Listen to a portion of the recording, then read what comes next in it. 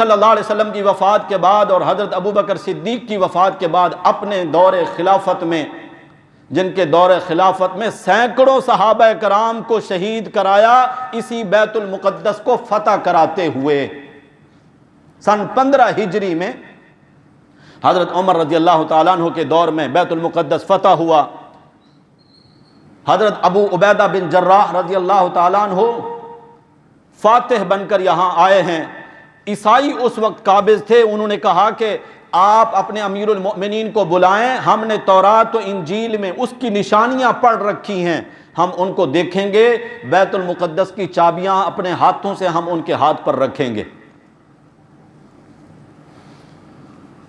حضرت عمر رضی اللہ تعالیٰ عنہ کو بلوایا گیا۔ حضرت عمر اس وقت داخل ہوئے بیت المقدس کی سرزمین میں کہ اونٹ جو سواری کا ہے، نوکر ساتھ ہے، غلام ساتھ ہے، باری بنا لی ان کے ساتھ، یہ ہے نا عدل۔ اور حضرت عمر کا عدل تو ضرب المثل ہے نا، کہ اتنا مسافت میں سواری کروں گا، تو پیدل چلے گا، پھر تو سواری کرے گا، میں پیدل چلوں گا۔ اور اتفاق کی بات کہ جب بیت المقدس قریب آنے والا تھا تو باری نوکر کی تھی، سواری کی عمر نے لگام پکڑی ہوئی تھی، رسی پکڑی ہوئی تھی اونٹ کی۔ غلام نے کہا حضرت ہم قریب آ گئے ہیں، میں اپنا سفر آپ کو ہبہ کرتا ہوں، معاف کرتا ہوں، میں پیدل چلتا ہوں، آپ سواری کریں۔ فرمایا نہیں۔ جب عیسائیوں کے بڑے بڑے علماء، تورات انجیل کے عالم لوگ جب سامنے آئے اور انہوں نے دیکھا حضرت عمر کا حلیہ اور یہ دیکھا کہ عمر نے مہار پکڑی ہے اونٹ کی اور غلام سواری پر سوار ہے، تو انہوں نے کہا کہ ہم نے تورات و انجیل میں یہی نشانی پڑھی ہے مسلمانوں کے امیر کی۔ دیکھا کہ حضرت عمر نے آپ کے کرتے پر پیوند اور ٹاکیاں لگی ہوئی ہیں، انہوں نے کہا ہم نے تورات و انجیل میں اسی طرح پڑھا ہے، قرآن بھی اس کی گواہی دیتا ہے۔ سورۃ الفتح کا آخری رکوع ہے، ذالک مثلہم فی التوراۃ ومثلہم فی الانجیل۔ اللہ بھی کہتے ہیں ان کی مثالیں تورات و انجیل میں بیان ہو چکی ہیں۔ پھر ایک وقت آیا، تقریباً 700 سال تک،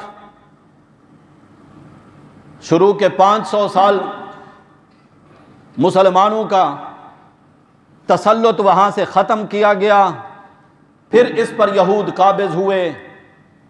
سلطان صلاح الدین ایوبی نے سن ہجری 583 میں پھر اس کو فتح کیا۔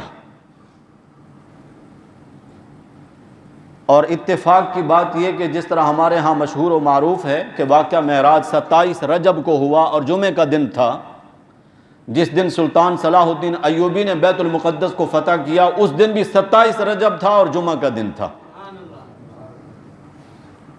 لیکن پھر یہود قابض ہیں، تسلط انہی کا ہے، ان کے عزائم بہت خطرناک ہیں، اور ہم مسلمانوں کے جو حکمران ہیں وہ اس وقت ستو پی کر گہری نیند میں سوئے ہیں۔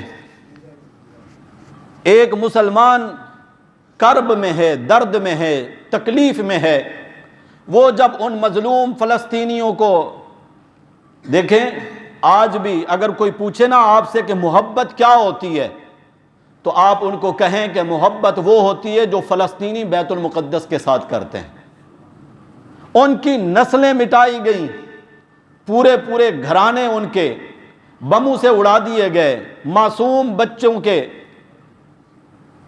زخمی چہرے آپ نہیں دیکھ رہے اس وقت میڈیا پر، سوشل میڈیا پر کیا کچھ ہے جو اب نظروں سے اوجھل ہو۔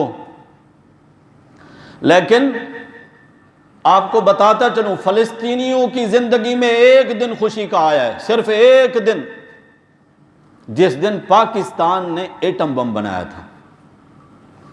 اس دن پوری دنیا میں سب سے زیادہ خوشی کا اظہار اور جشن فلسطین میں منایا گیا کہ اب ہمارا ایک مسلمان ملک ایٹمی قوت ہے۔ اب تو جس طرح حضرت عمر کا نام سن کر یہود کانپتے تھے، پاکستان کا نام سن کر یہودی کافر نظریں جھکا لیں گے، لیکن کیا پتہ تھا کہ پتہ نہیں وہ کھلونا بم ہیں، پلاسٹک کے بنے ہیں یا اصلی بھی ہیں، تو میرے خیال میں اب تک تو وہ راکھ ہو چکے ہوں گے، کیونکہ ان کا استعمال ہوا نہیں ہے اور کرنے کا ارادہ بھی نہیں ہے۔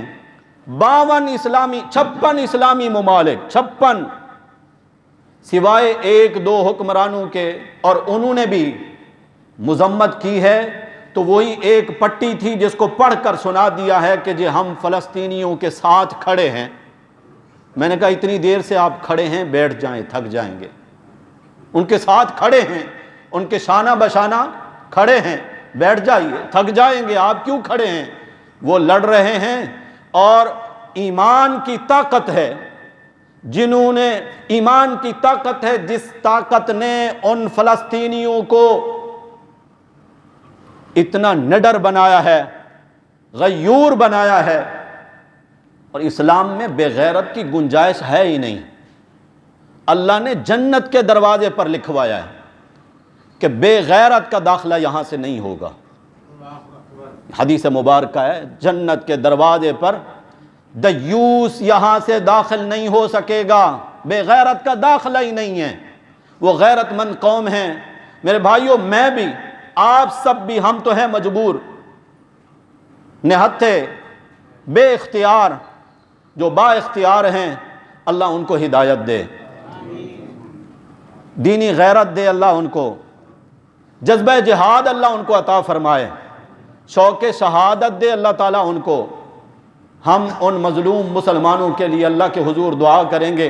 نبی کریم صلی اللہ علیہ وسلم کے ایک دو فرامین آخر میں مختصر سناتا ہوں۔ آپ صلی اللہ علیہ وسلم نے فرمایا مسلمان ایک عمارت کی مانند ہے جس کا ایک حصہ دوسرے کو سہارا دیتا ہے، ایک دیوار دوسری دیوار کو سہارا دیتی ہے۔ وہ ہمارے مسلمان بھائی ہیں، کلمہ گو ہیں، اور بیت المقدس ان کا ہمارا مشترکہ معاملہ ہے، وہ صرف ان کا معاملہ نہیں۔ ہم ان کے ساتھ جو ہم سے ہو سکتا ہے وہ ہم ان کے ساتھ تعاون کریں گے۔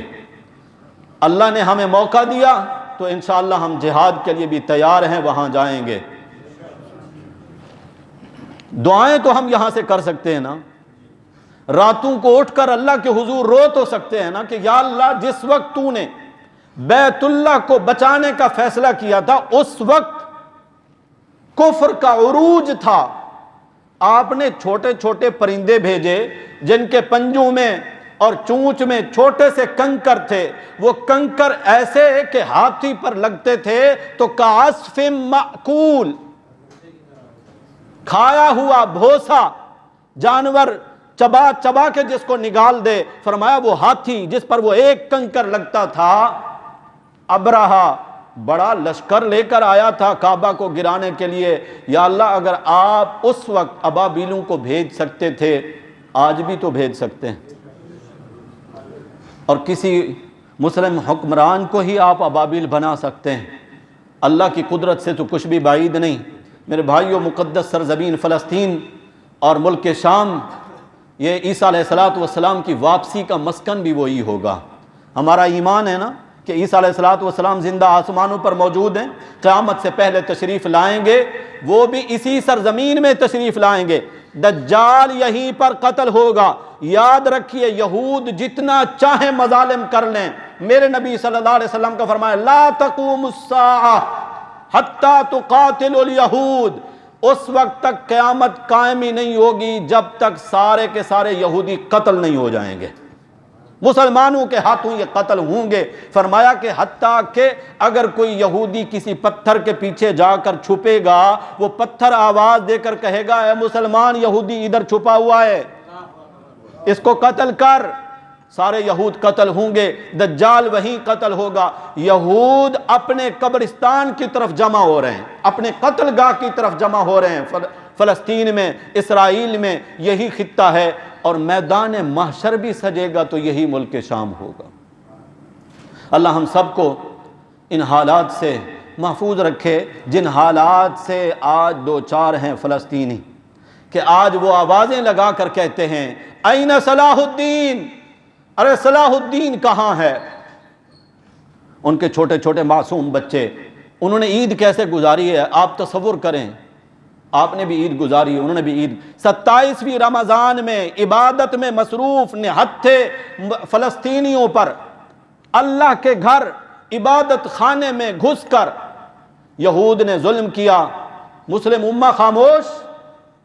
اگر کسی یہودی عبادت خانے میں، کسی عیسائی عبادت خانے میں، کسی ہندو عبادت خانے میں کسی مسلمان نے ایسی غلطی کی ہوتی تو یہودی اور کافر تو جو کرتے کرتے، ہمارا جو سیکولر طبقہ ہے، لبرل ذہنیت، یہ سب سے پہلے آگے ہوتے اور گز گز لمبی زبانیں نکال کر بکواسات کرتے اور کہتے کہ یہ تو بالکل جائز نہیں ہے، وہ تو عبادت میں مصروف تھے، لیکن چونکہ یہاں مار کھانے والا مسلمان ہے اس لیے کوئی لبرل بھی زبان نہیں کھولے گا، سیکولر بھی سب خاموش رہیں گے۔ اور مسلم حکمران کیا کہہ رہے ہیں؟ کہتے ہیں چونکہ سب مذمت کر رہے تھے اس لیے ہم نے بھی مذمت کر دی ہے، یعنی درد اور تکلیف ہمیں کوئی بھی نہیں ہوئی۔ اللہ ہمارے حال پر رحم فرمائے، اللہ فلسطینی مسلمانوں کی جو کہ مظلوم ہیں اللہ ان کی نصرت اور مدد فرمائے، کشمیر کے مظلوم مسلمانوں کی بھی اللہ مدد فرمائے، اللہ بیت المقدس کی مسجد اقصی کی حفاظت فرمائے، اور حرمین شریفین کی بھی اللہ تعالی حفاظت فرمائے، حرمین شریفین کی رونقیں اللہ تعالی بحال فرما دے، اور ہم مسلمانوں کا داخلہ وہاں پر حج عمرے کے لیے آسان ہو جائے۔ اللہ ہم سب کو عمل کی توفیق نصیب فرمائے۔ آخر دعوانا الحمدللہ رب العالمین۔